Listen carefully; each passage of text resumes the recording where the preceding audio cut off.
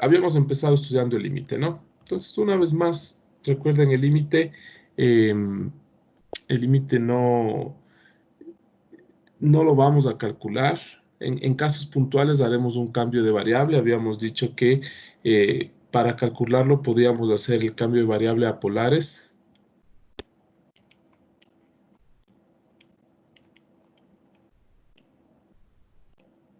¿Ya? Esa era una opción. Y la otra era ver funciones así súper fáciles súper fácil de reconocer que son continuas, ¿sí? Como exponenciales, eh, polinómica, seno, coseno, tangente en cierto intervalo, logaritmo natural en su intervalo y cosas por el estilo, ¿no? O también, entonces podríamos hacer cambio de variables a polares o en funciones continuas. Y ustedes saben que en una función continua, ustedes sacan el límite simplemente evaluando. Entonces, estas van a ser básicamente nuestras formas para calcular el límite.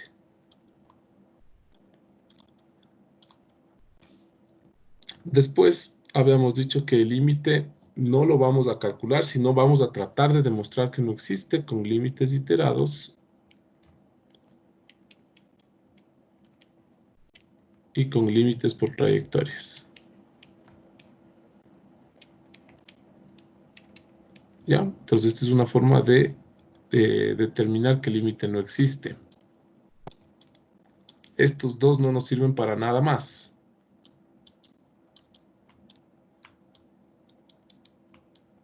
Listo. Luego habíamos visto la continuidad, que eso sí es la continuidad básicamente es lo que ya nosotros hemos estudiado desde los semestres anteriores y decimos, ¿no es cierto?, que es continuo si el límite cuando x tiende a de f de x es igual a f de a. Esta es la condición de continuidad. Listo. Después habíamos estudiado la variación de un campo o la derivada, la variación de un campo, y había yo trabajado mucho con un ejemplo que era de una montaña, sin que quiero que ustedes sepan eso, no es que siempre que les den eso es una montaña, puede ser cualquier cosa. Inclusive podría no ser nada, podría simplemente ser una ecuación o una función matemática y se acabó, y no representar necesariamente algo. Entonces, un poquito para que nosotros podamos familiarizarnos, yo había trabajado con esta montaña y les decía, nosotros vemos que la variación necesitamos saber desde qué punto, ¿sí? Y además necesitamos saber en qué dirección. Entonces, les hacía el ejemplo de la montaña, ¿no? ¿Cómo varía la montaña? Entonces ustedes decían, chuta, pero ¿desde dónde y hacia dónde? ¿Sí? Esto por definición calculábamos como el límite cuando h tiende a 0 de f de a más h menos f de a y esto dividido para h. Y aquí teníamos tres opciones. Teníamos la opción de que el vector b no sea unitario, ¿sí? Y esta les llamábamos derivada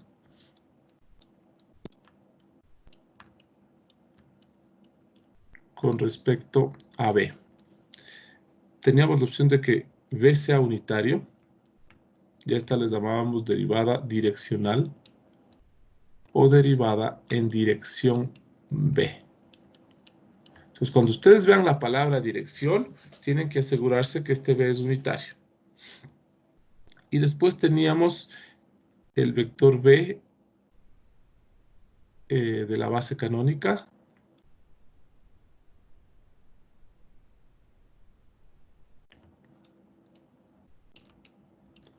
Y a este les llamábamos derivada parcial.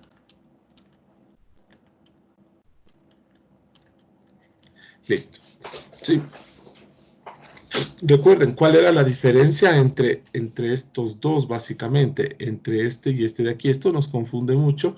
Y yo les resumí y les decía, miren, imagínense que ustedes suben sobre la montaña, pero ustedes también podrían subir sobre la pendiente, o sea, sobre la tangente.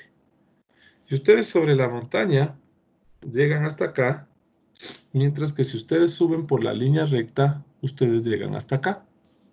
Justamente miren esta altura que ustedes ganarían hasta acá arriba, se llama, es h. O sea, es decir, si subimos por la montaña, probablemente ganamos, se me ocurre decir, 3 metros, ¿no es cierto? Desde aquí hasta el punto rojo ganamos 3 metros.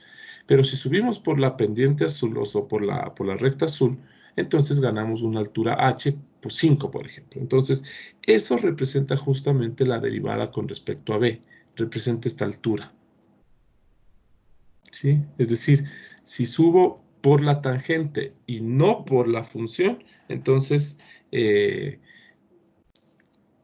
¿cuánta altura ganaría? Y justamente esta recta tangente tiene aquí un ángulo de inclinación y ese ángulo de inclinación viene dado justamente por la tangente de teta. ¿Ya? Entonces, es la derivada direccional la que representa lo que nosotros estamos acostumbrados eh, en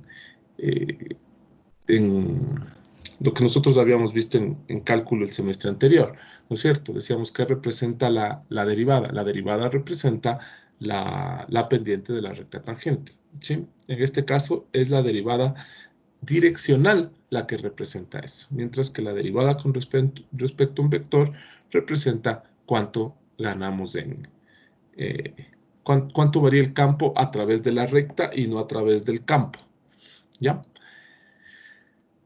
Después les había dicho, y esto es importantísimo, hay la demostración de esto, sin embargo, no lo hicimos. Les decía que en lugar de calcular con el límite, es decir, con definición, esto podemos calcularlo con el gradiente de f en A, producto punto B. Esta es una forma alternativa, ¿sí?, de calcular la derivada. Ojo, noten ustedes que era el gradiente. Entonces, aquí, importantísimo, el gradiente de f. ¿Y por qué en un punto? Miren, porque una vez más, recuerden que es importante indicar desde qué punto lo vamos a hacer. Entonces, el gradiente de f, nosotros lo vamos a ver siempre en un punto. Y el gradiente no es más que un vector de derivadas parciales.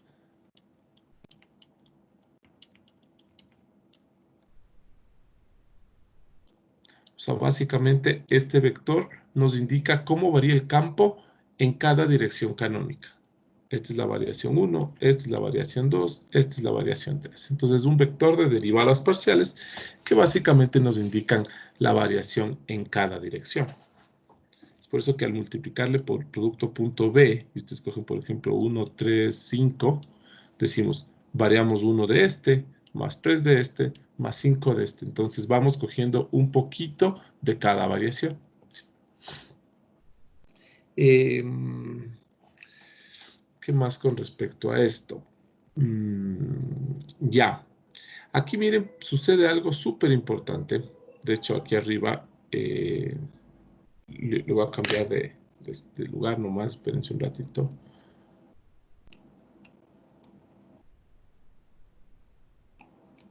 Aquí miren, pasa algo interesante con los campos y esto es algo que nos suele confundir y quiero que para ustedes quede claro.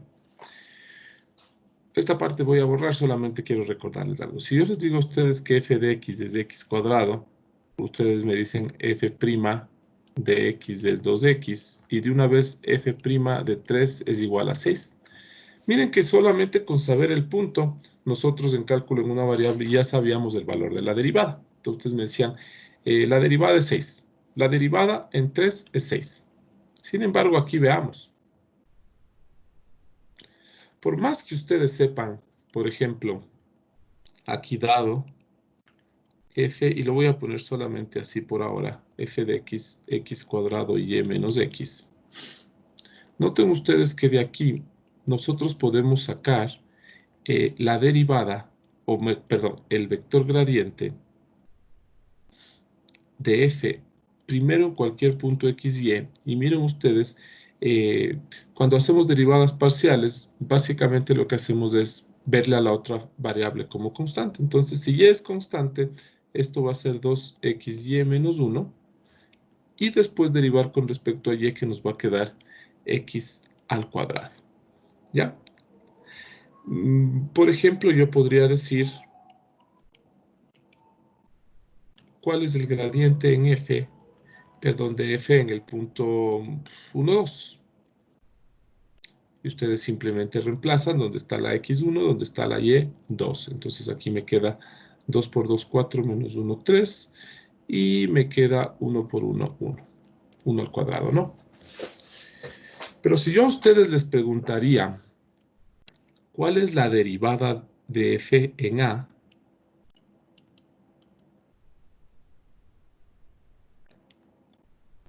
En 1, 2. Nuevamente, miren, nace la pregunta, ¿hacia dónde? ¿Sí? Porque otra vez les estoy preguntando la variación de un campo en un punto, pero recuerden que aquí necesitamos punto y dirección, porque si yo estoy en una montaña no puedo moverme hacia acá, puedo moverme hacia acá, puedo moverme hacia infinitas direcciones. Entonces yo necesito indicar hacia dónde. Entonces miren, la derivada en 1, 2 es de esta manera. F' en 1, 2 en cierta dirección B que no conozco, y esto es igual al gradiente de f en 1, 2, punto B, y esto es igual, ustedes ya saben que el gradiente es 3, 1, punto B. Y esto, si quieren desarrollarlo un poquito más, les queda 3,1, punto B1, B2, y esto es igual a 3B1 más 3B2.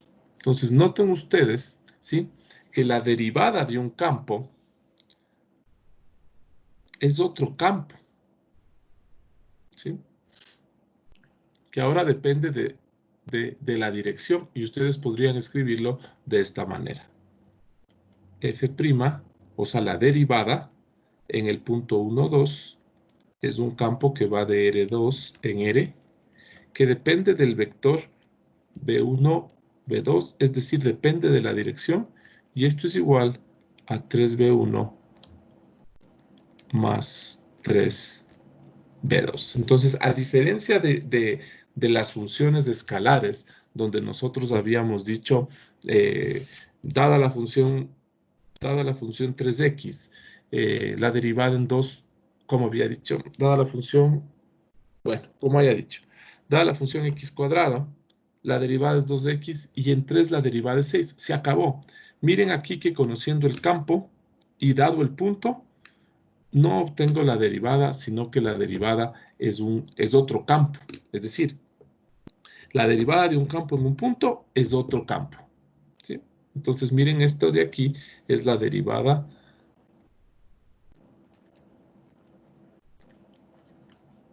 de f en 1, 2. ¿Sí? Ahí estoy en algún lado mal. Aquí me parece que es 1, ¿no? Aquí también. 3, 1, ¿no? 3 por B1, 1 por B2, B2. Ya. Entonces, miren, ojo con esto. Sin embargo, es verdad que justamente normalmente decimos el gradiente es el representante de la derivada. Porque básicamente, miren ustedes que si yo sé el gradiente, ya tengo el campo. Miren, ya tengo este 3, ya tengo este 1 y ya tengo el campo. Obviamente, ya tengo la derivada.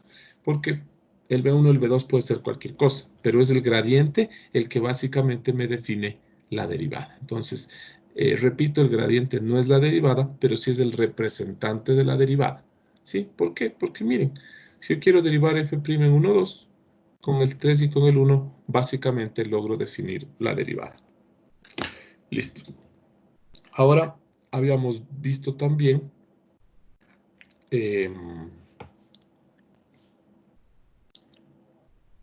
entre las aplicaciones, nosotros veíamos qué representa el gradiente. Entonces, miren,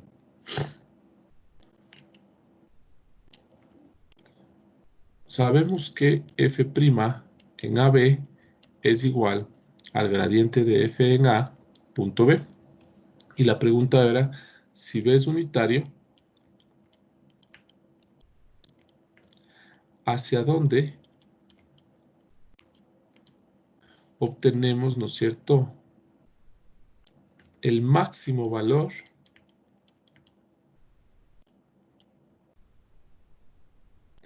de f' en AB. ¿Ya? Esta era una pregunta que nos hacíamos. ¿sí? ¿En qué dirección será? Porque claro, miren, ustedes de nuevo están, ¿no es cierto?, en la montaña, pueden moverse hacia acá, hacia acá, hacia acá, hacia acá. Pero yo quiero saber de todas estas direcciones donde yo me puedo mover. Yo quiero saber cuál es la dirección en donde voy a subir más rápido la montaña. Entonces yo les decía, y les hacía la demostración, ¿no es cierto? Les decía, f' en AB es igual al gradiente de f en A, punto B. Como B es unitario, esto es igual a la norma de f en A por el coseno de teta. Y de aquí decíamos es máximo cuando el coseno de teta. ¿Cuándo es máximo este valor de acá? Recuerden que el gradiente de f en A ya viene dado, es como acá arriba, el gradiente de f en A ya es 3,1, es decir, a esta norma de aquí, 3,1 no le podemos cambiar, entonces el coseno será el que tiene que alcanzar su punto máximo. Entonces, esta expresión de aquí es máximo cuando el coseno de teta vale 1, que es el máximo valor de, de teta, ¿no? Perdón, del coseno. Y eso sucede cuando el ángulo es 0. Es decir, lo que vamos a ver aquí es que el gradiente y el vector b están ahí mismo. Entonces, de aquí decíamos que el vector b era igual al unitario del gradiente. Entonces, miren, el gradiente también me da la dirección de máximo cambio, de máximo crecimiento, ¿sí? Ustedes tienen aquí, qué sé yo, ustedes tienen una plancha, por ejemplo, donde miden la temperatura.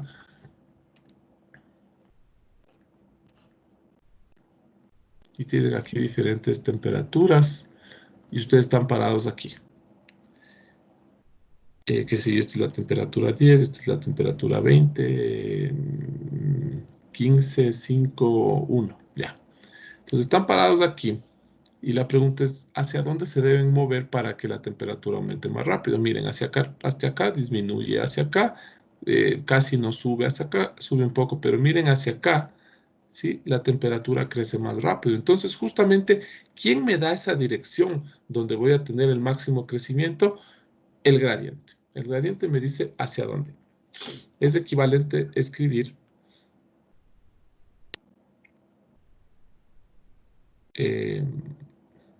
bueno,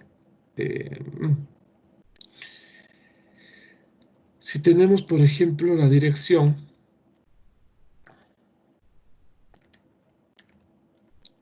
3/5, 4/5, ¿por qué escribo así? Noten ustedes que es unitario, es equivalente decir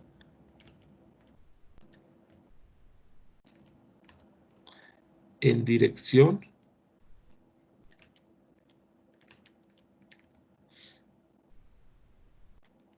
tres cuatro. ¿Sí? El rato que ustedes me dicen a mí en dirección 3,4, automáticamente yo entiendo que este 3,4 es unitario. ¿Sí? ¿Ya? Entonces, miren, sin embargo, para cálculos utilizamos este de aquí. ¿Sí? Si ustedes tienen que utilizar cálculos cuando dice dirección, entonces nosotros utilizamos el unitario. Pero para expresarnos podemos decir en dirección 3,4. Listo. De manera similar, no voy a escribir aquí, ¿no es cierto? Entonces, esta es la dirección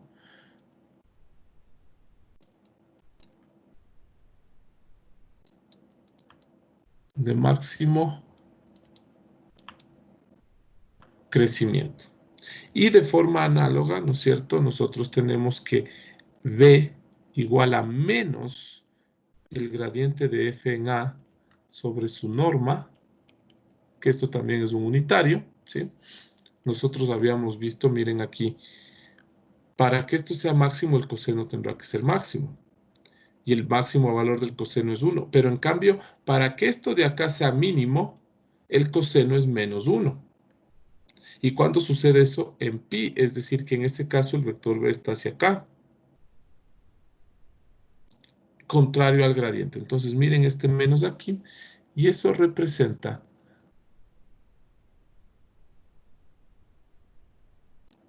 la dirección de máximo de crecimiento. ¿Sí?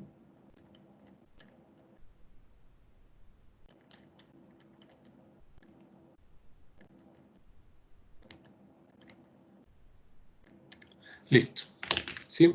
Esa es la dirección de máximo de crecimiento. Es decir, en pocas palabras, si en dirección 3,5 voy a escalar la montaña, la pendiente más inclinada, hacia atrás, hacia -3, -5, voy a bajar la pendiente más inclinada.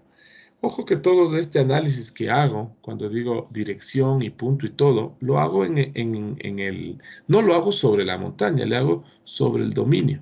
Y la dirección, por ejemplo, puede ser esta, la de máximo crecimiento, esta, la de máximo de crecimiento, pero ojo que este punto A que estoy analizando está en el dominio. Y cuando ustedes se confunden, simplemente regresen, eh, regresen a cálculo en una variable. Ustedes que dicen, el límite en 5, la derivada en 5, que la función es continua en 5. Ustedes no dicen la función es continua si esto es x cuadrado, este es el punto 2, 4. Ustedes dicen la función es continua en 2, la derivada en 2, el límite en 2. Ustedes no dicen el límite en 2, 4, la derivada en 2, 4. Ustedes siempre se refieren al límite, derivada, continuidad, inclusive integral. Si ustedes cogen la integral de 1 a 2, ustedes trabajan todo el tiempo en el dominio. Entonces, lo mismo acá, ¿no? Todo análisis que se está haciendo se lo hace en el dominio. ¿Listo? Entonces, ahora la pregunta es, ¿cuánto vale la máxima variación? ¿Cuánto es la máxima variación? ¿Ya? Entonces, ahí lo que hacemos es fácil, ¿no es cierto? Yo sé que la máxima variación de f en a ocurre en dirección del vector gradiente de f en a. ¿Ya? Y miren ustedes ya saben la fórmula, ¿no es cierto? El gradiente de f en a, punto la dirección que es gradiente de f en a, sobre la norma del gradiente de f en a. Ustedes saben que aquí x.x es igual a la norma de x al cuadrado. Es decir, que acá arriba ustedes en este producto punto tienen la norma del gradiente al cuadrado. Con la norma del gradiente de abajo se simplifica y nos queda solamente la norma del gradiente de f en a. Y este nos indica el valor de máximo crecimiento. Entonces, miren, por ejemplo, si ustedes tienen una montaña así y tienen otra montaña así, el valor aquí de máximo crecimiento será esta pendiente. Esto es lo máximo que pueden, esto es lo más rápido que pueden escalar la montaña. Pero si ustedes están aquí, lo más rápido que pueden escalar la montaña es esto. ¿Sí? Entonces, justamente recuerden que, como este es unitario, este valor que representa una pendiente. ¿Sí? Entonces, ya, básicamente eso, ¿no es cierto? Eh, y me representa lo máximo que puedo crecer. Yo en esta montaña físicamente, en la más pequeña, físicamente no puedo crecer esto, pues, porque la montaña no me da para eso. Entonces, este valor de la norma del gradiente representa la pendiente más grande a la que yo podría variar una función. ¿Sí? Ustedes tienen, ¿no es cierto?, una plancha, y aquí tienen temperaturas, y aquí tienen 10, 20, 30, 40, 50. Lo máximo que pueden crecer es hacia acá y probablemente de 10 a 20, ese va a ser el crecimiento. Pero si ustedes tienen aquí 10 y por acá tienen 2000, imagínense el crecimiento aquí. Crecer de 10, crecer a 2000, no es lo mismo que de 10, crecer a 20. Entonces, justamente esta pendiente es esto que yo les estoy diciendo, miren. ¿Ya? Listo. Después habíamos visto la diferenciabilidad. que simplemente lo vamos a entender diferencial. Ya, que simplemente la vamos a entender como una propiedad, ¿no es cierto?, que implica, es una propiedad o característica que implica a las demás. En este semestre no vamos a estudiar esto a fondo, ni siquiera la vamos a determinar a la diferenciabilidad con la propiedad. Simplemente nosotros vamos a decir, cuando yo les diga es diferenciable, geométricamente nosotros nos imaginamos que en ese puntito donde estamos hablando de diferenciabilidad, yo puedo asentar un plano que al moverle un poquito, el plano se va asentando sobre los otros puntos de la superficie, ¿sí? Y eso ustedes es fácil, ¿no es cierto? Cojan una pelota de fútbol, pónganle un cuaderno encima, una tabla y muévanle alrededor y ustedes ven que que la, que el plano se va moviendo de un punto a otro de una manera suave. Es por eso que la pelota rueda también, ¿no es cierto? Ya.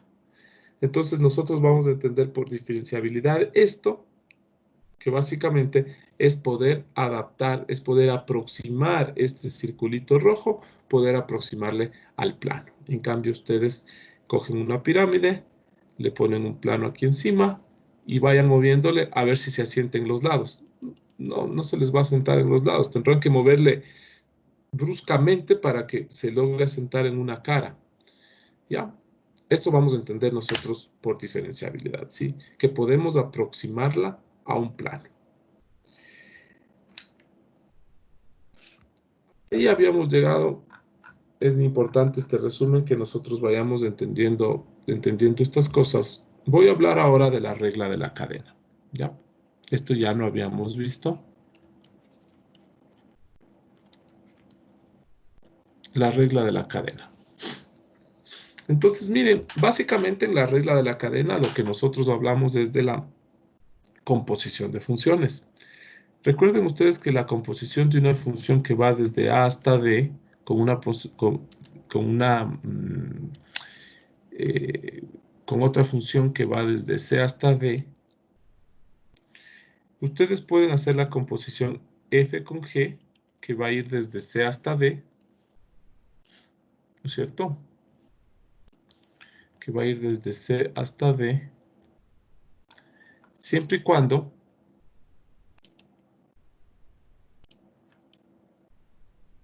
recuerden ustedes, tienen que verificar esto de aquí, D sea un subconjunto de A, ¿ya? Entonces, esta es la composición de funciones, ¿no es cierto? Si ustedes tienen aquí R5, no podrán componer R4, o si ustedes tienen aquí todos los reales, ustedes no podrán componer acá los reales positivos, ¿no es cierto? Por ejemplo, ¿cómo componen ustedes la función de R en R de X en logaritmo natural de X con una función G de R en R y de, qué sé yo, de T en seno de T? ¿Ya? Cojan, por ejemplo, ustedes aquí 3 pi medios. El seno de T, el seno de 3 pi medios es menos 1. ¿Cómo componen ustedes de este menos 1 acá arriba? Si el rato que sacan el logaritmo natural de menos 1 no está definido. Entonces yo tengo que asegurarme que el recorrido de G es un subconjunto del dominio de F. ¿Ya? Esa es básicamente la regla de la cadena. Por ahora, miren lo que vamos a hacer, ¿sí? Vamos a definir.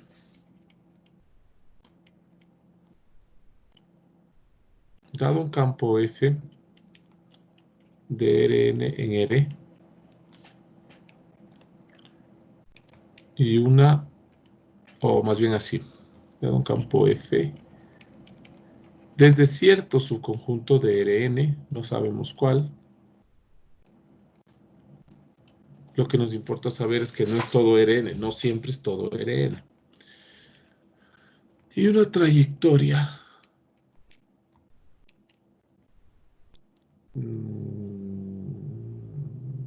alfa, ojo, ¿no? Desde I, que es los reales, hasta Rn, ¿sí? Quiero que ustedes noten lo siguiente, chicos. A ver, hagamos una pausa ahí. Si ustedes, ustedes se podrán preguntar, ¿por qué una trayectoria? ¿Por qué no puedo acoger aquí también R5 y acá R4? Correcto. Por si acaso usted no es 4, ¿no? Este es Rn. Pero ¿por qué no puedo coger aquí R5, R4 y componer acá R4, R3, por ejemplo? Claro que puedo hacerlo, no hay ningún problema. Miren, porque acá tengo R4, R4. ¿Por qué no estoy cogiendo esto? Porque esto es un campo vectorial, pues. Y campos vectoriales todavía no hemos estudiado. Pero a la larga, ustedes pueden hacer esta composición de este lado, ¿sí? Dense cuenta que yo aquí puse ABCD, donde no me importa que C, no me importa que es D, lo único que me importa es que esto de aquí, que está en rojo, que D sea un subconjunto de A. Simplemente que yo en esta regla de la cadena para campos escalares,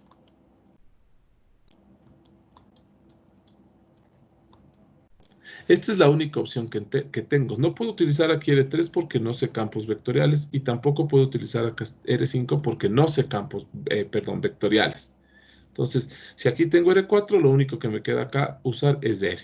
Si acá tengo R4, lo único que acá me queda es R. Entonces, lo único que puedo hacer hasta aquí es un campo escalar compuesto por una trayectoria. ¿Sí? No es que no sea posible lo otro, simplemente es que todavía no hemos estudiado eso. Entonces, mire, dado un campo y una trayectoria, n,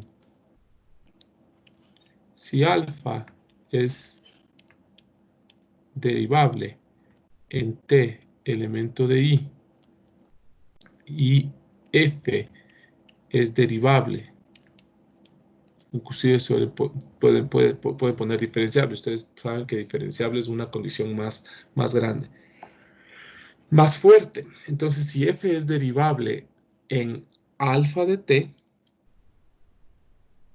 entonces miren, f compuesto por alfa es derivable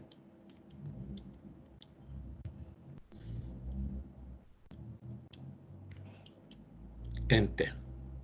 Y tenemos, miren, que f compuesto por alfa en un valor t, la derivada no es más que, miren, la derivada de f en a, perdón, en alfa de t, que es la regla de la cadena que nosotros conocemos, ¿no es cierto? La derivada del primero igual a la del segundo por la derivada del segundo. ¿Ya?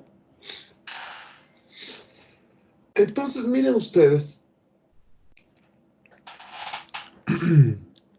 quiero que noten algo aquí en la regla de la cadena. Y voy a poner aquí nota.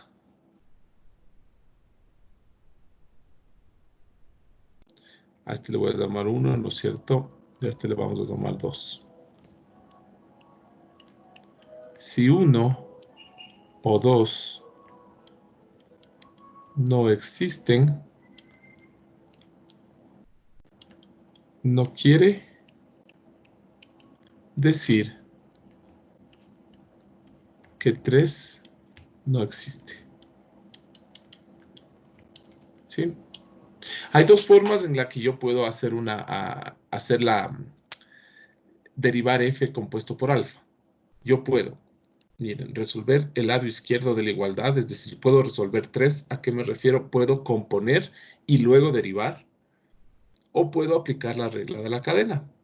Entonces, si 1 o 2 no existen, no quiere decir que 3 no existe, sino que no puedo aplicar, o que no podemos, o que no se puede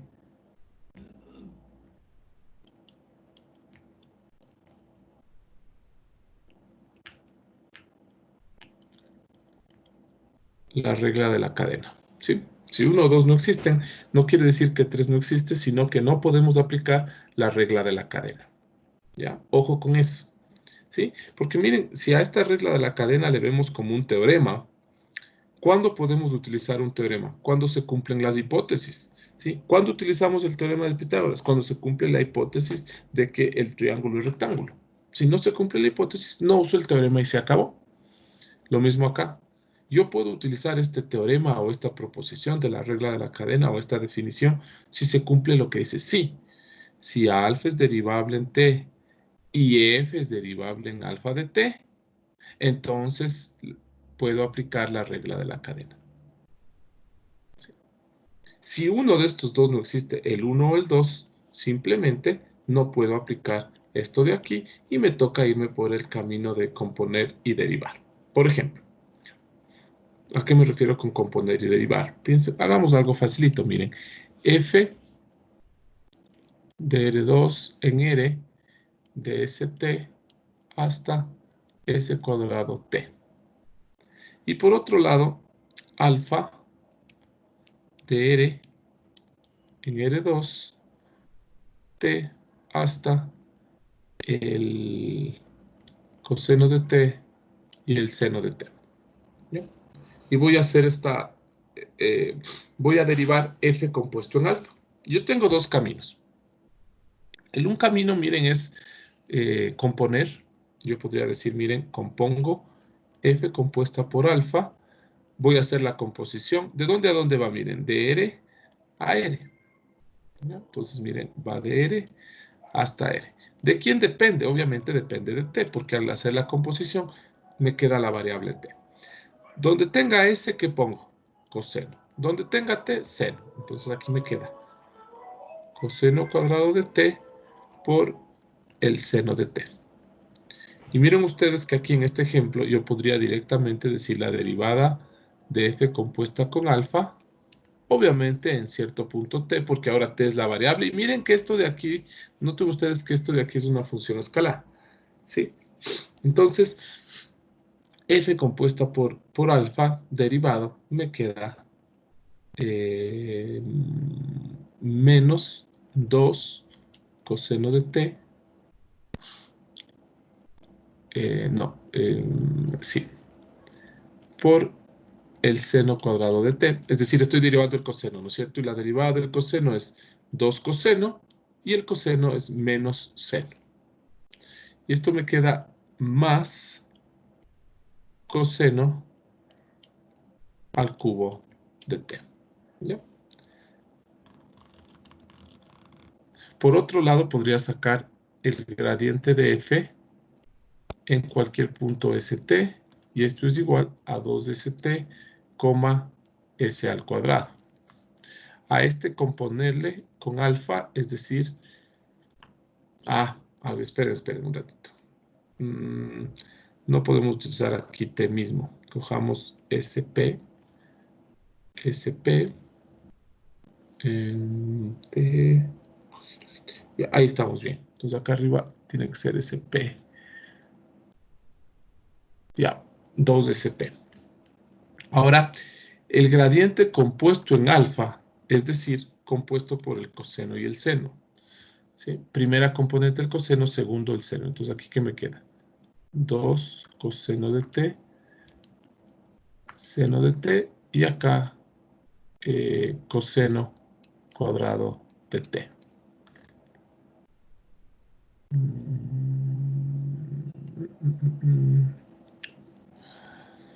Listo. Ahí tendríamos, ¿no es cierto? Miren, el gradiente, que acá arriba le tenemos evaluado en SP, acá abajo le tenemos evaluado en alfa. ¿Y qué es alfa? Coseno de t, seno de t. Es decir, donde tenga S, pongo el coseno, donde tenga P, pongo el seno. Entonces, 2 coseno seno y coseno cuadrado. Después tenemos alfa prima de t, que es la derivada del coseno menos seno de t, la derivada del seno coseno de t. Finalmente, voy a hacer el producto punto entre estos dos y decir,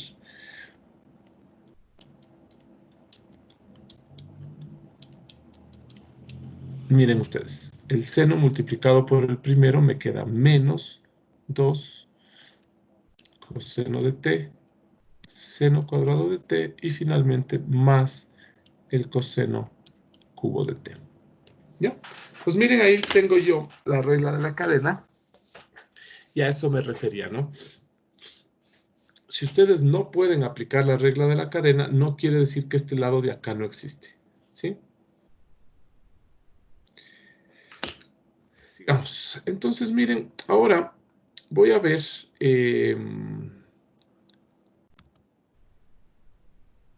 les voy a explicar algo súper interesante. Miren, a veces nos interesa saber, esa es la regla de la cadena típico, ¿no? ¿Sí? Dado una función, dado otro, si el uno es derivable, el otro también, hago la composición y la regla de la cadena me dice derivada del primero por compuesto en el segundo por la derivada del segundo.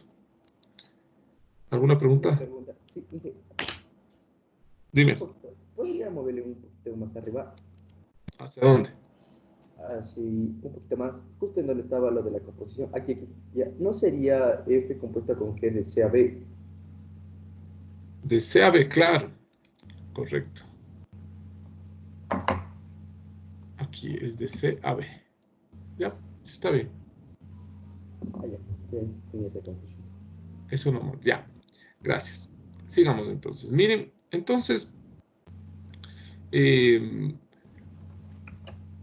ahora miren, hay veces que a mí me interesa saber cómo varía un campo, ¿sí? Pero en dirección de un camino. Por ejemplo, ustedes tienen una montaña de nuevo aquí. Obviamente acá ustedes tienen el dominio, ¿no es cierto? Y yo digo, bueno, quiero saber cómo varía la altura de la montaña, es decir, las pendientes que existen aquí, ¿no es cierto? Aquí habrá una pendiente, acá habrá otra, acá habrá otra. Pero no me interesa en general de la montaña. Me interesa saber cómo varía a través de un camino. Entonces se me ocurre, ¿no es cierto? Voy a construir una carretera y quiero verificar que la carretera no esté muy empinada. Entonces miren ustedes se proponen aquí un camino y ese camino se refleja en la montaña. ¿Ya? Entonces miren, ¿ya? Y este camino está...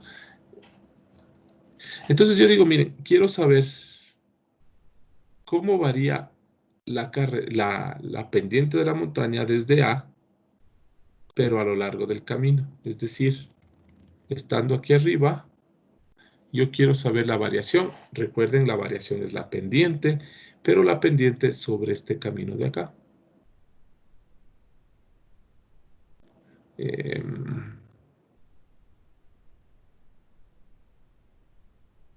Es decir, así, ¿no? Listo. Entonces digo, bueno, en una montaña tengo una carretera y en esa carretera me interesa saber la pendiente. Entonces, miren, esto se llama, esto es la derivada.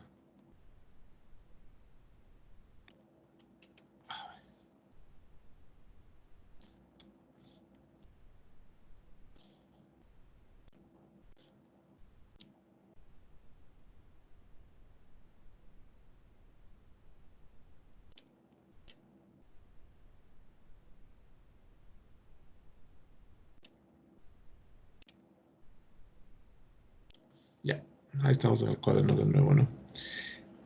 Ya, la derivada de un campo a lo largo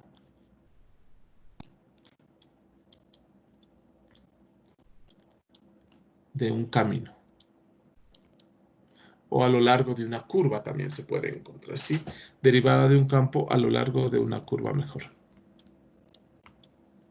Ya, rapidito. O en dirección. A lo largo, y aquí voy a poner derivada de un campo en dirección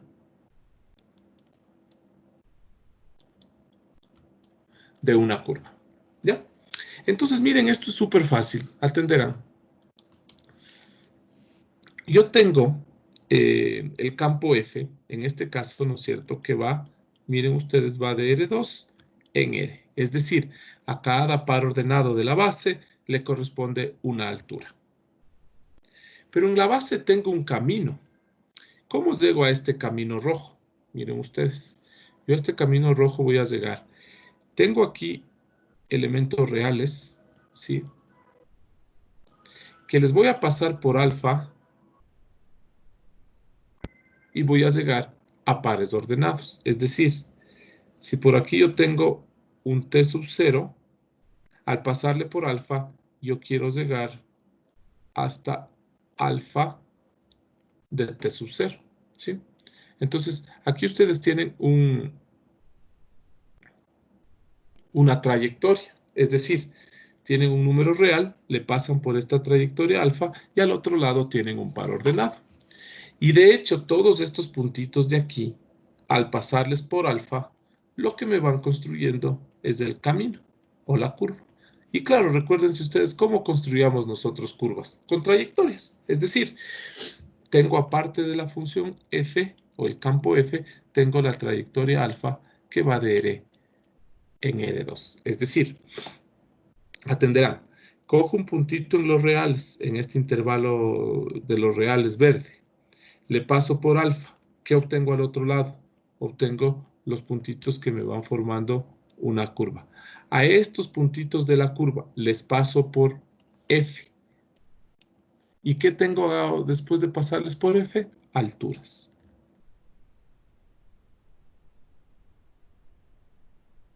¿Ya? Entonces, el puntito T sub 0 pasa por alfa y llega a alfa de T sub 0, que también le estamos llamando A.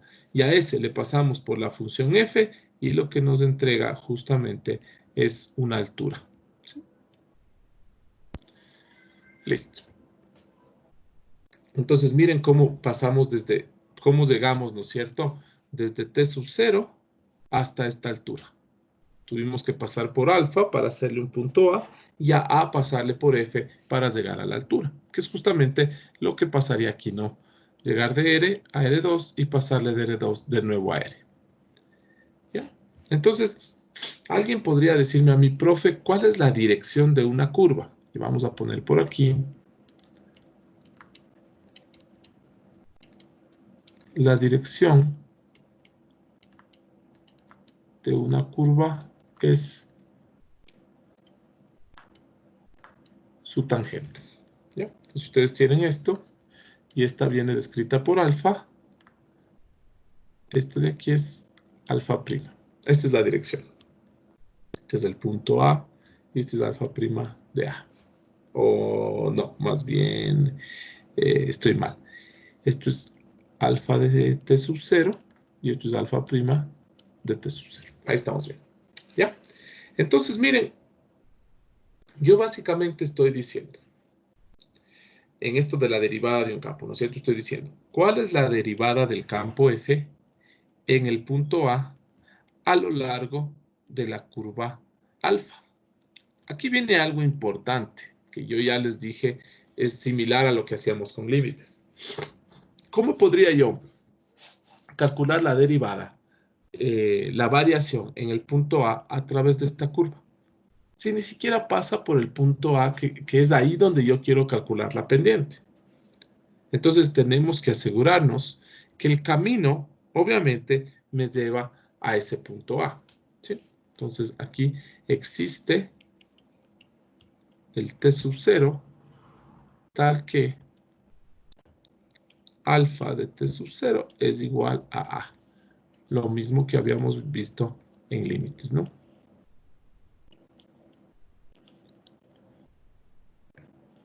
Listo. Miren entonces,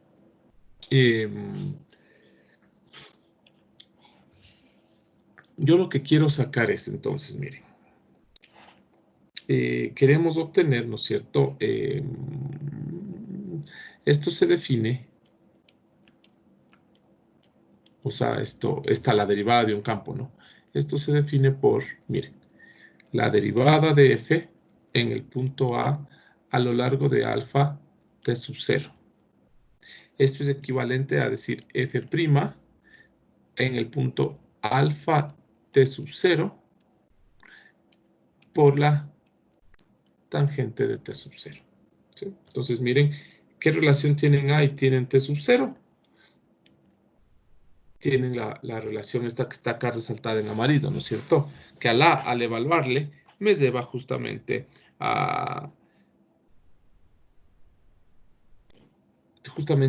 T sub 0 me va a llevar al punto A, ¿ya? Entonces, miren ustedes, si ustedes resuelven esta definición de aquí, ¿a qué es igual? Miren, es igual al gradiente de f evaluada en el punto, producto punto, la dirección. Y miren ustedes que esto no es más que la regla de la cadena. Es decir, la derivada de f en un punto de la curva en dirección de la curva. ¿Sí? Y ahí tienen ustedes la derivada de un campo en dirección de una curva. Obvio, pongan por ahí, asegurándose que alfa de t sub 0, bueno, el punto, tendremos que asegurarnos que realmente alfa me lleva al punto A, si el punto A viene dado. A veces el punto A no viene dado, sino que directamente yo les puedo decir la derivada en t sub 0 igual a 5. ¿Sí? Listo. Con estas ideas vamos a pasar a concluir algunas cosas y a ver eh, un último tema. Déjenme ver, creo que la batería. Me dan un segundito, voy a ver el cargador, ¿sí?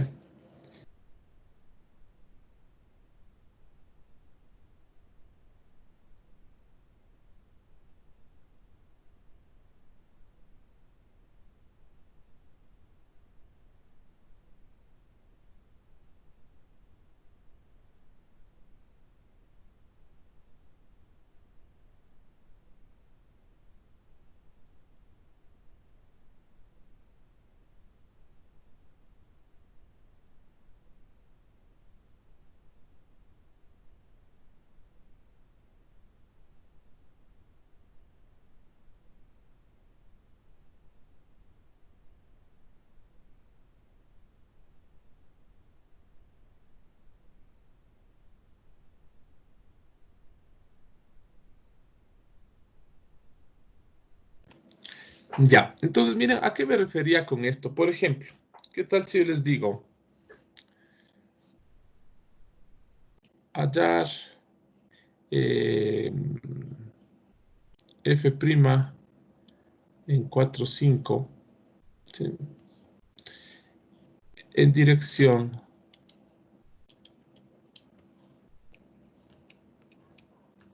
de la curva, aquí estoy mal, ¿no? Pongamos así, hallar la derivada o la derivada de f en 4, 5 en dirección de la curva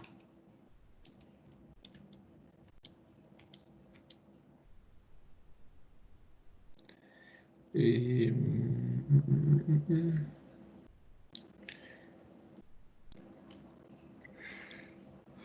descrita, ¿no es cierto? A una curva, ¿cómo le describimos a una curva?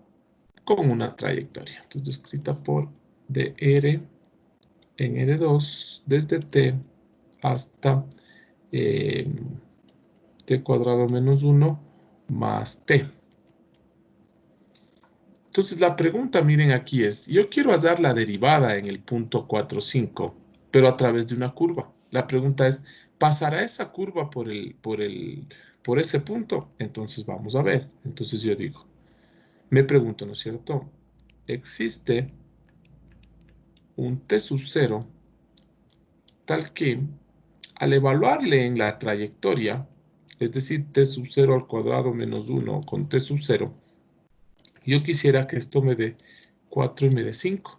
Es decir, t cuadrado menos 1 debería ser 4 y t sub 0 debería ser 5.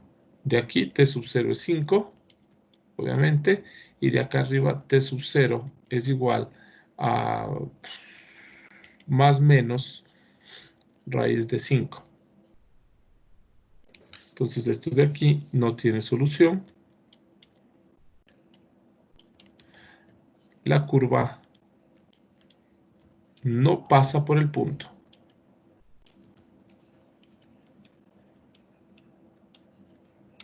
Listo.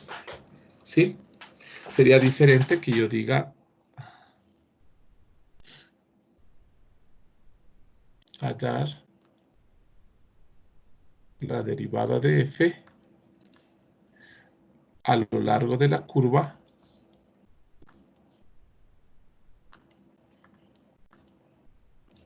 descrita por, descrita por alfa. Ya, hallar la derivada de f a lo largo de la curva descrita por alfa. Este mismo alfa rojo, ¿no? En t igual a 4, por ejemplo. Entonces ahí ya no tengo ningún problema, porque al darles yo les estoy indicando de alguna forma el punto, es decir, entre paréntesis, en el punto 15,4. Entonces miren la diferencia entre estos dos enunciados, ¿no es cierto? En el enunciado de la izquierda, yo les estoy dando el punto y debería asegurarme que la curva pasa por ese punto. En el enunciado de la derecha, les estoy dando directo el valor del parámetro t, entonces no hay forma de que la curva no pase por el punto 15,4, ¿no es cierto? Porque yo les doy el parámetro t. Entonces, vamos viendo esa diferencia. Ahora sí. Miren, quiero concluir algunas cosas, conclusiones, y después vamos a ver un tema importante. Conclusiones.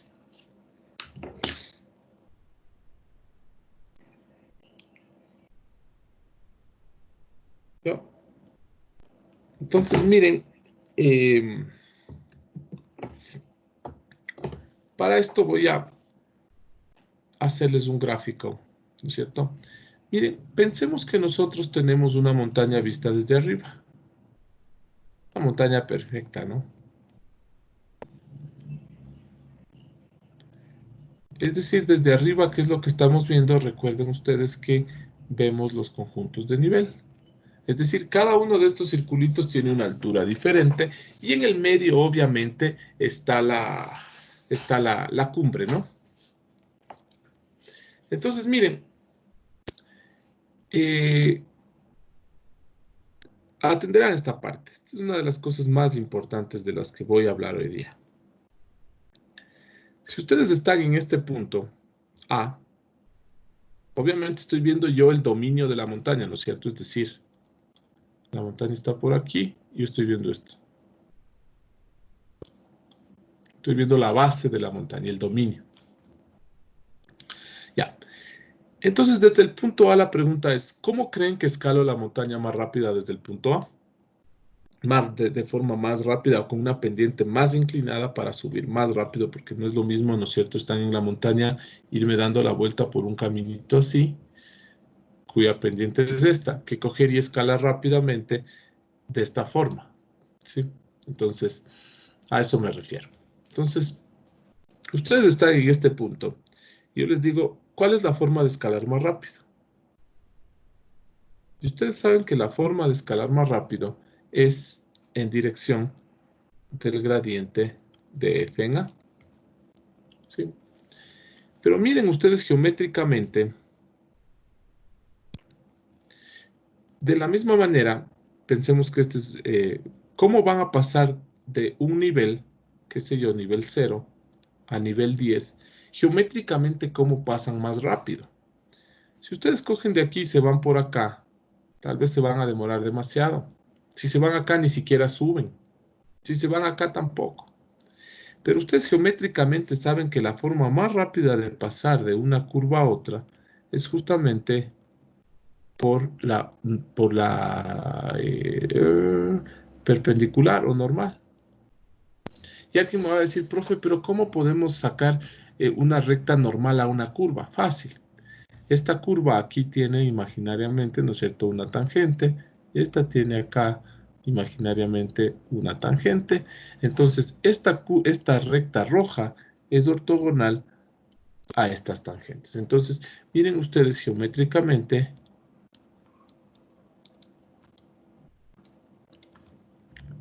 la perpendicular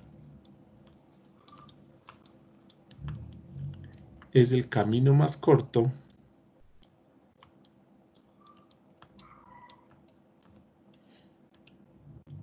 entre dos curvas. En este caso resulta que estas dos curvas son curvas de nivel. Entonces miren ustedes lo que puedo concluir de aquí. Ojo con esto, ¿no es cierto? Miren, geométricamente yo sé que puedo saltar de una curva a otra de la forma más rápido a través de la perpendicular. Pero analíticamente, en el lado izquierdo, en los conjuntos de nivel que estoy dibujando, yo sé que la forma más rápida de subir de un nivel a otro, o la forma más rápida de aumentar el nivel, la pendiente más grande, viene dada por el gradiente. Es decir, que esta línea roja, básicamente, es el gradiente. ¿Sí? Entonces vamos a decir el gradiente de un campo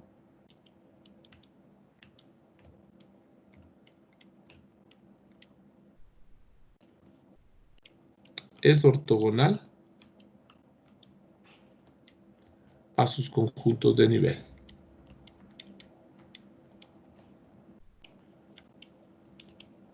Esta es una cosa súper importante que nosotros deberíamos saber, ¿sí? Que el gradiente de un campo es ortogonal a los conjuntos de nivel. Y miren ustedes, uno podría decir solamente en A.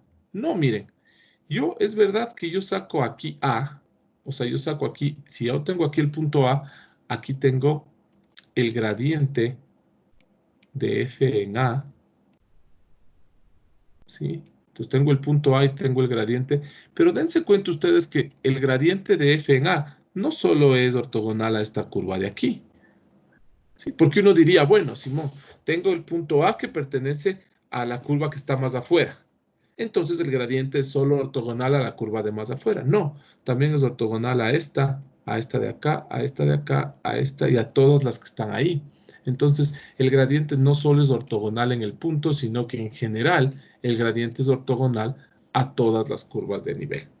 Obviamente en cierto lugar, ¿no? No voy a decir que el gradiente, cojo la flecha roja, le muevo hacia acá y digo es ortogonal. ¿Por dónde? ¿Sí? Obviamente desde el punto, visto referenciado desde el punto A. Pero en términos generales, miren ustedes que si tengo el punto A, saco el gradiente es ortogonal a todas las curvas de nivel. ¿Ya?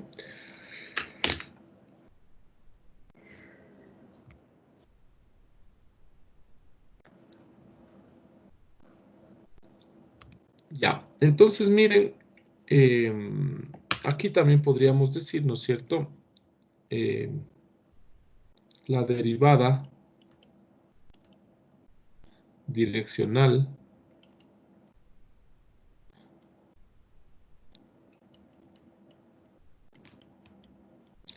es máxima en dirección normal a los conjuntos de nivel.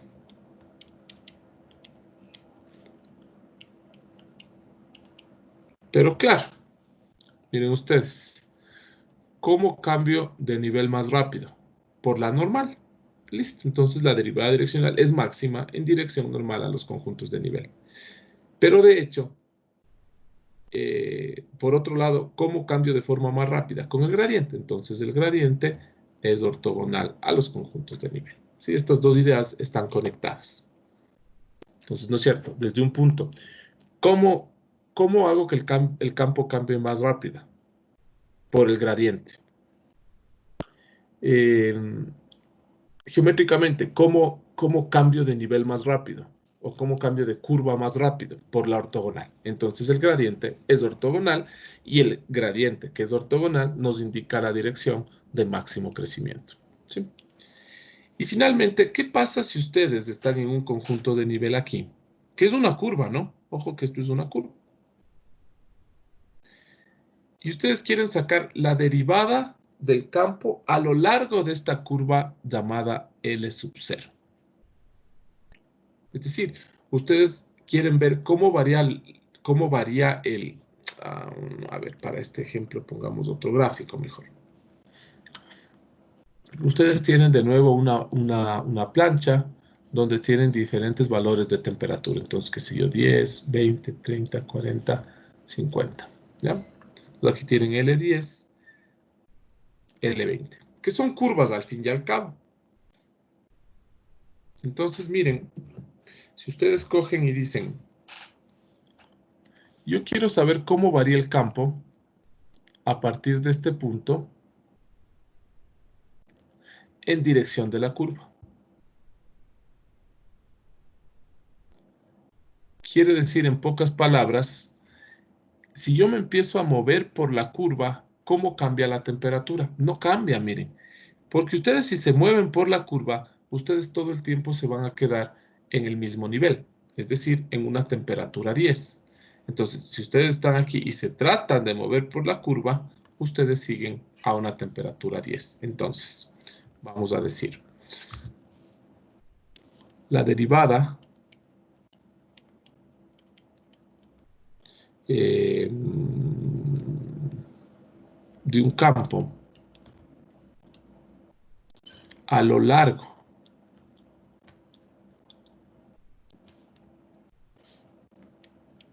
de una curva de nivel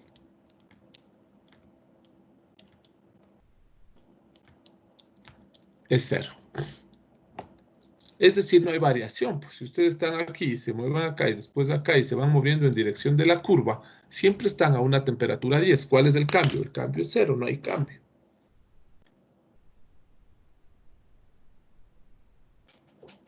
Listo, chicos. Pasemos, ¿no es cierto? Pasemos a la última parte, que es un plano tangente a una superficie. Y quiero que atiendan bien. Hasta aquí la prueba del día martes, ¿no? Plano tangente, o sea, hasta incluido plano tangente a una superficie. Miren,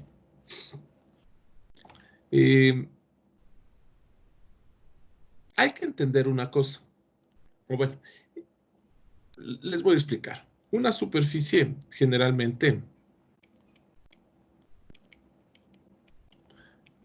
la ecuación de una superficie puede ser expresada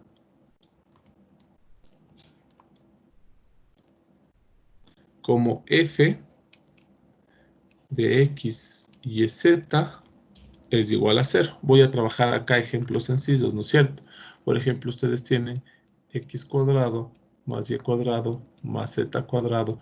En este caso sería menos 1 igual a 0.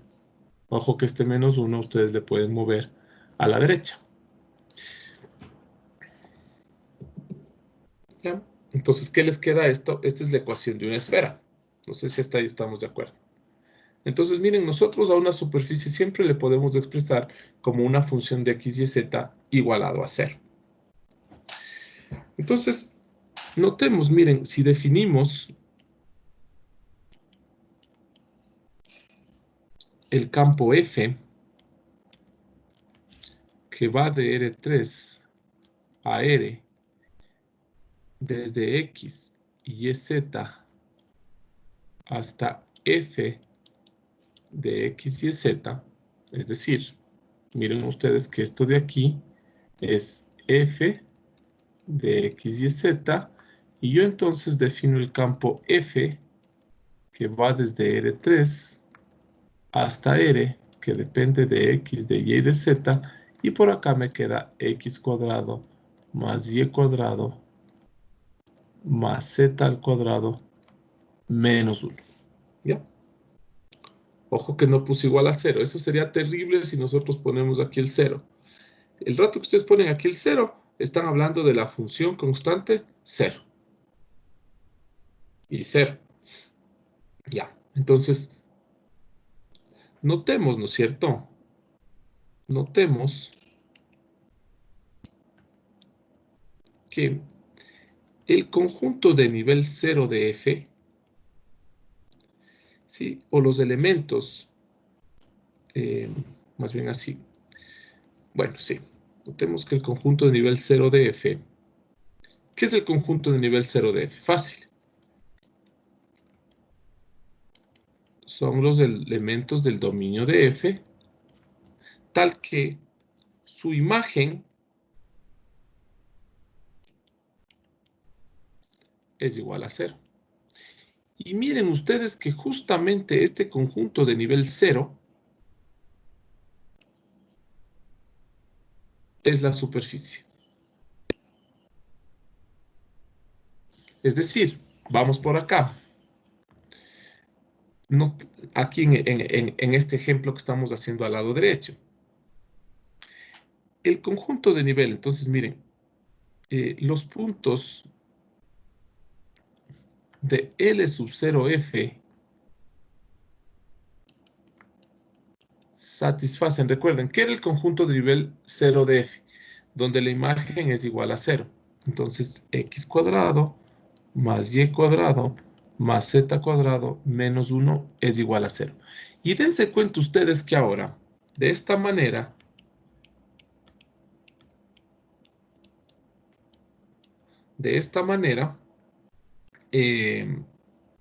la superficie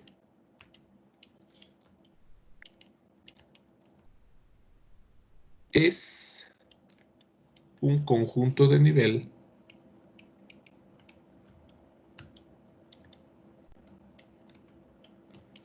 de F. Miren ustedes acá al lado derecho.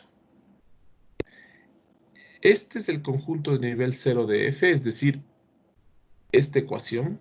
Esta es la que describe al conjunto de nivel 0 y coincide, miren ustedes, con la superficie. Es decir, que automáticamente después de este proceso podemos decir que la superficie es un conjunto de nivel de F.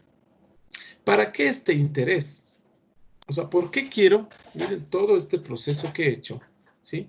Todo este proceso que he hecho. ¿Para qué lo hice? ¿Por qué quiero que F, o sea, que mi superficie, perdón, por qué quiero que la superficie sea una superficie de nivel o un conjunto de nivel del campo F? Porque miren, si ustedes tienen una superficie y quieren sacar un plano tangente en este puntito de aquí, ¿sí? Ustedes para un plano necesitan el puntito que ya lo tienen, pero necesitan además un vector normal.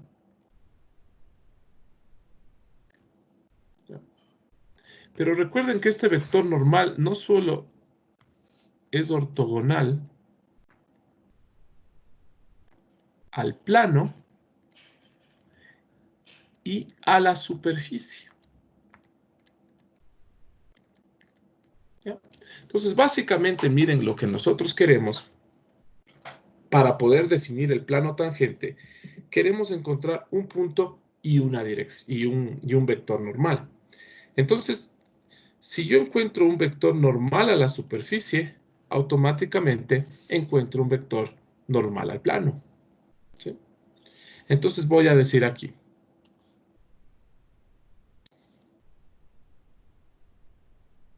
Sabemos que el gradiente de F es ortogonal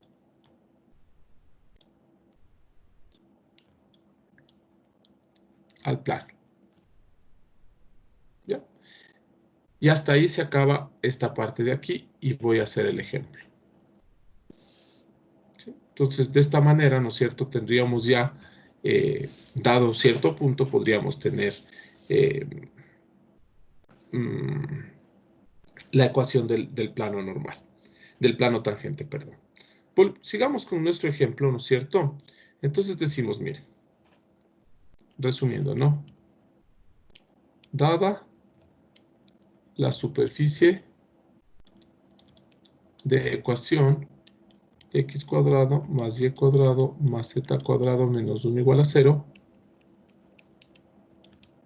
definimos f que va de R3 en R, que va de x y z hasta x cuadrado más y cuadrado más z cuadrado menos 1, de forma que la superficie es un conjunto de nivel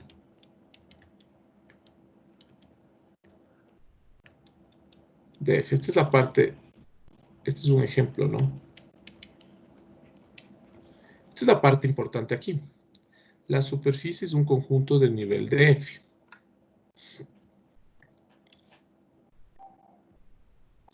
Entonces, el gradiente de f en cualquier punto x, y, z, que es igual a 2x, 2y, 2z, es normal a la superficie, el gráfico de la derecha, ¿no? Mire, es normal a la superficie y por ende al plano tangente. ¿Ya? Listo. Entonces, miren, ahora sí, dentro del ejemplo, por ejemplo,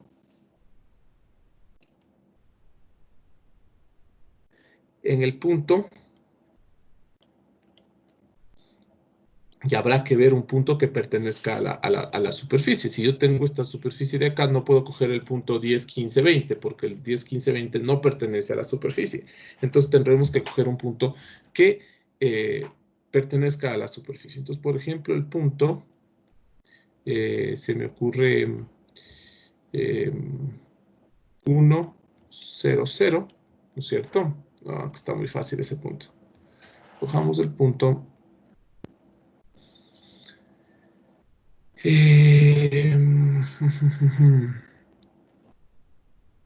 Bueno, ahí está medio.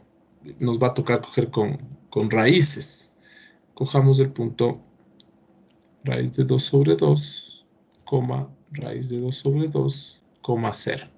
Entonces este punto, ¿no es cierto? Al cuadrado, 2, 1 medio. Al cuadrado, 1 medio, sumados nos dan 1 y menos 1 nos da 0.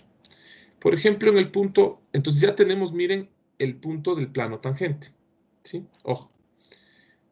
Este es el puntito, es decir, este punto que estoy cogiendo es el punto este de aquí sobre la superficie, que obviamente este es el único punto de la superficie que va a pertenecer al plano. ¿Por qué?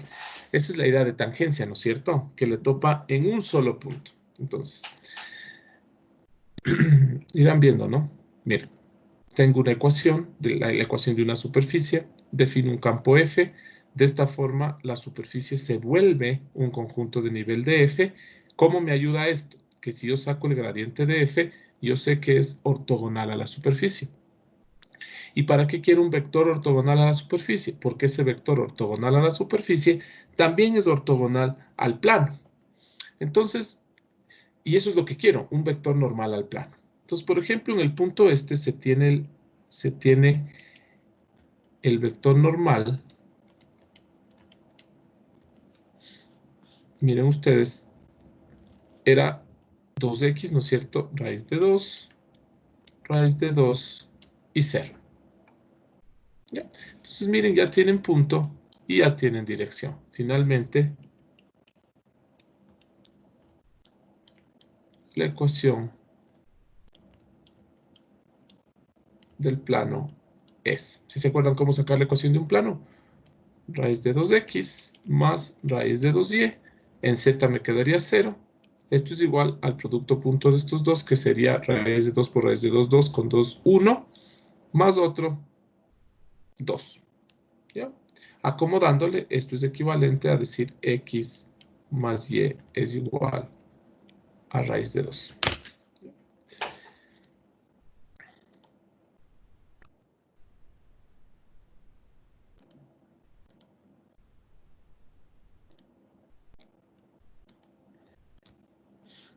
Miren ustedes, si ustedes tienen x al cuadrado más y al cuadrado más z al cuadrado menos 1 igual a 0, entonces tienen justamente una esfera. Están viendo GeoGebra, ¿no?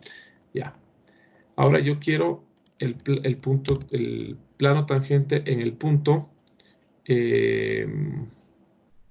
¿cómo era? Raíz de 2 sobre 2, ¿no? raíz de 2,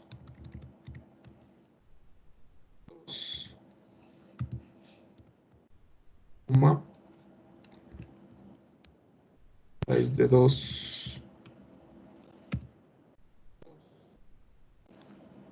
coma 0. Miren ustedes que el punto está sobre la esfera, ¿no? Miren.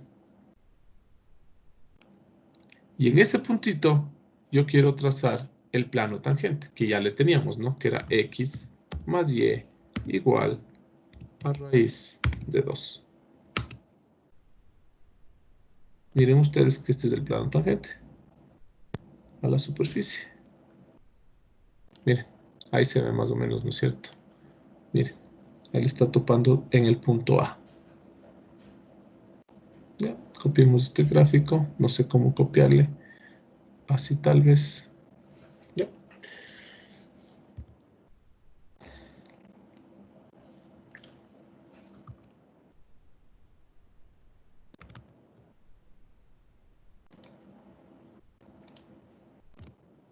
Y ustedes tienen ahí justamente el plano tangente en el punto. Ya. Los últimos 8 minutos, porque a las 8:45 tienen un pequeño...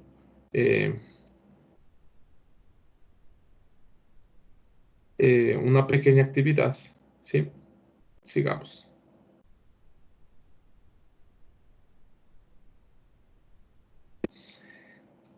Hay veces, miren chicos, que no les dan el punto completo. Es decir, por ejemplo, yo les digo a ustedes, otro ejemplo, ¿no? Dada la superficie,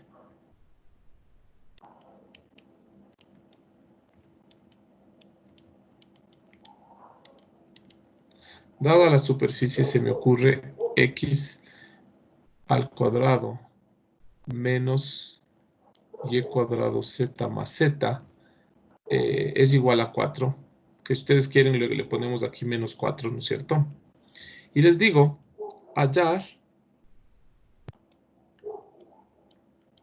el plano tangente. Y se me ocurre decir, por ejemplo, en x igual a 2,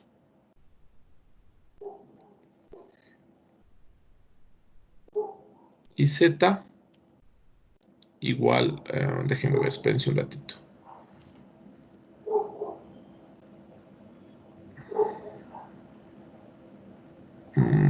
Ya le acomodo aquí, no se preocupen, solo estoy pensando en unos números fáciles, ¿no?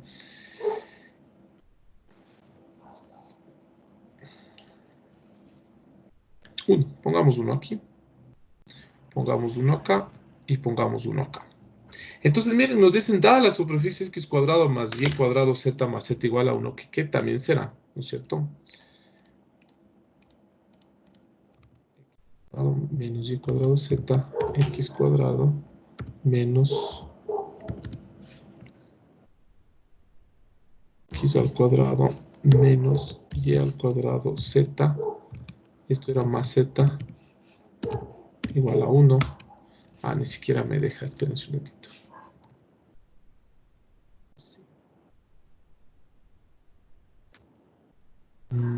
Bueno, no me deja, cojamos.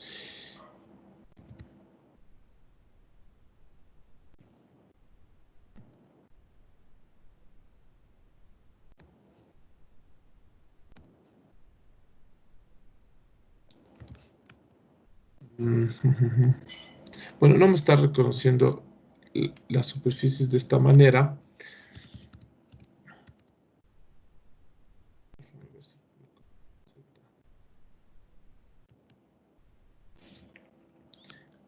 No, bueno, habrá que ver por qué no me dibuja. Cojamos una más fácil entonces aquí. Ya, sí, obviamente me va a dejar, ¿no?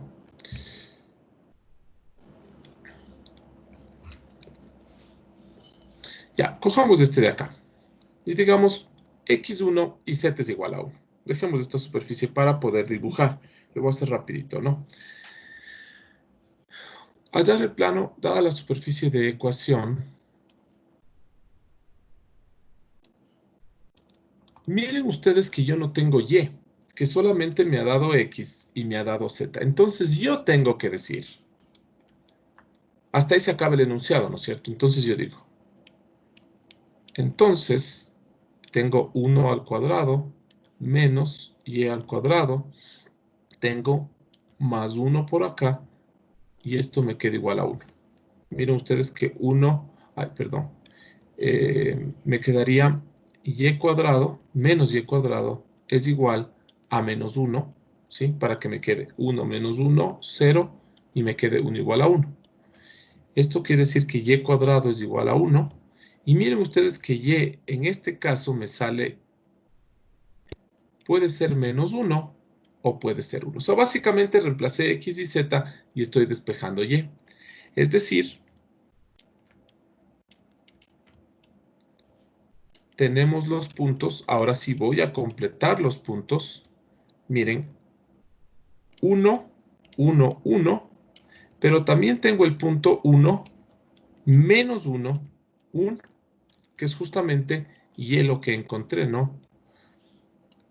Nosotros encontramos y, menos 1, 1, despejando, y aquí tengo menos 1 y tengo 1, ¿no? Entonces, listo. Ahora sí, facilito, ¿no es cierto? Vamos así medio rápido. Defino f, que va de R3 en R, x y z, que va hasta x cuadrado menos y cuadrado más z igual, no, menos 1, perdón, ¿ya? Igualado a 0, ¿no? De esta forma,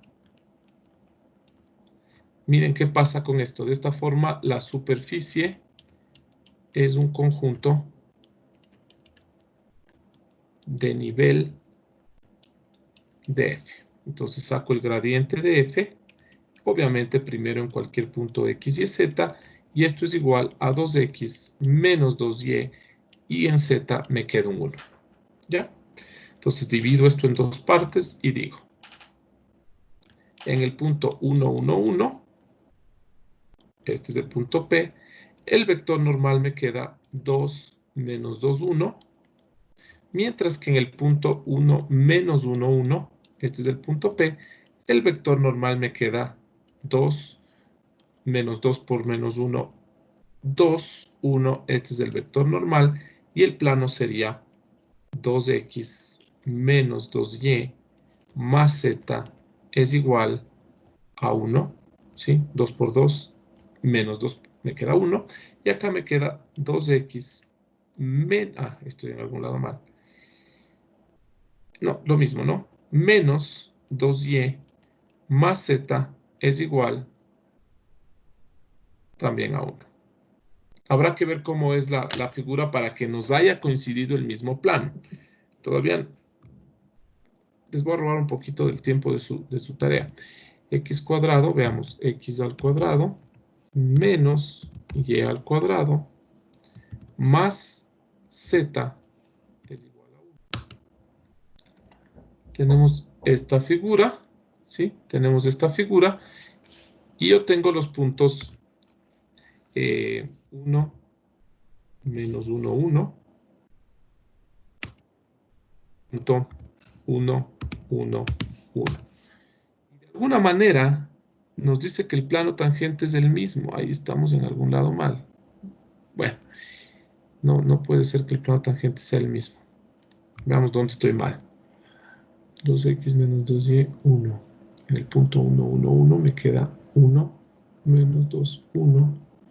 Punto 1 menos 1 me queda 2, 2, 1. Aquí es 2 menos 2. Aquí estoy mal. Aquí es el punto 2, 2, 1, es decir, 2x más 2y más z. Y aquí sí es 2 menos 2, 1. ¿Sí? Y en ambos casos me queda igual a 1. Entonces, miren ustedes, tengo el plano 2x más 2y más z igual a 1. Ese debería ser ortogonal. Estoy cogiendo el de la derecha, ¿no? 2x más 2y más z, estoy cogiendo 1 menos 1, 1, es decir, el punto A. Y noten ustedes que es tangente en el punto A. Miren. ¿Sí? De manera similar, voy a coger el punto B y voy a poner el plano 2x menos 2y más z igual a 1. Y noten ustedes que este plano es justamente ortogonal a B. Miren, ahí está. Tangente, perdón, en B. ¿Ya? Listo. Así de fácil, miren. Defino f, ¿sí? Defino f, saco el gradiente de f, le evalúo en el punto P, al lado derecho también le evalúo en el punto P y tengo el plano tangente para cada uno. ¿Cómo? Sacando el normal. Listo, chicos, eso sería todo. Aquí estaba, por hacer muy rápido los cálculos, estaba mal acá, pero bueno, ya nos dimos cuenta y eso es lo importante, ¿no? Listo. Ya, chicos, eso sería todo. Por favor, hagan su actividad. Nos vemos el día martes en su examen. Y por favor, el cuaderno hasta este tema, hasta el día domingo, ¿sí? Ya, chicos. Si no tienen ninguna pregunta, me despido y estamos en contacto. Una pregunta. Dime. Es sobre a lo que llegamos a las conclusiones cuando definimos justo que el gradiente es perpendicular a los conjuntos de nivel. ¿Ya? Ya. Ahí usted nos dijo que si nosotros seguimos en la dirección del gradiente avanzamos más rápido, ¿verdad? Claro. Ya. Pero nosotros no habíamos dicho que la máxima variación es en la norma de dirección del gradiente. Y claro, pero es lo mismo, mira, es lo mismo que yo te diga, no, es que la norma del gradiente no es una dirección, pues. La norma del gradiente es un escalar. Entonces, yo no me puedo mover en dirección de una norma, ¿sí? Por ejemplo, si tú tienes el vector 3, 4, yo me muevo en dirección 3, 4, yo no me puedo mover en dirección 5. Si yo te digo a ti, muévete en dirección 5, no nos vamos a entender, no sé si estamos de acuerdo. Sí. Entonces, mira, la dirección de máximo crecimiento es la dirección del gradiente. ¿Cuánto vale ese máximo crecimiento? La norma del gradiente, ¿sí? Entonces, Yeah. ¿cuál es la dirección? La dirección del gradiente. ¿Cuánto vale esa pendiente? La norma del gradiente. Yeah. Y entonces, y esa dirección vendría dada por el gradiente sobre la norma. El gradiente, claro, es que cuando yo te digo Sería el dirección del... unitario, algo así como el Exactamente. unitario. Si yo te digo dirección de un vector, automáticamente tú piensas en su unitario. Entonces, si yo te digo la máxima variación es en dirección del gradiente, tú automáticamente piensas en la norma del gradiente. Perdón, en el unitario del gradiente. Ya, ¿Alguna otra pregunta, chicos?